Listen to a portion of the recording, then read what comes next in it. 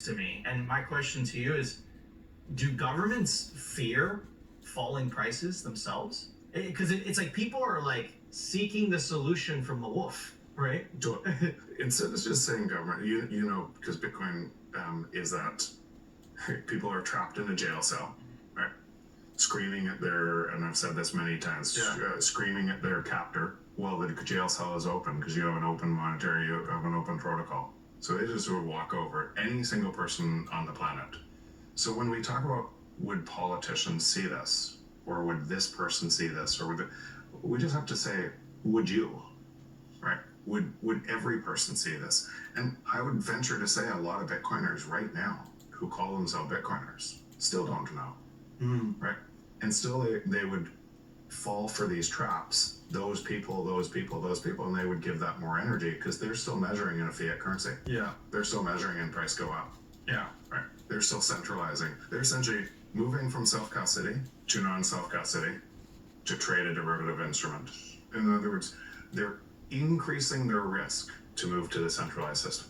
Yeah. And so if many Bitcoiners are still doing this, and of course politicians, of course other people who don't know this yet are doing it. And this is why the system change is so chaotic and so hard, because it's actually not the system, it's us. It's our cognitive dissonance of where we're going to spend our time. And that's happening to 8 billion people on the planet, and it's going to take time. Yeah. Right. Yeah. And a lot of people are going to fight this. So what would you expect to happen from this? If you've always lived in a system of theft, always, and that system had to centralize more and more because it's based on stealing that productivity that should flow to all humans and centralizing it up, then you have to ask, who would win back from such a system? And if you're giving more power to that system and complaining about the people who are winning from that system, maybe it's not them, it's you. The power comes from us. The power comes from people choosing to participate in that said system with their voice, their time, and their money.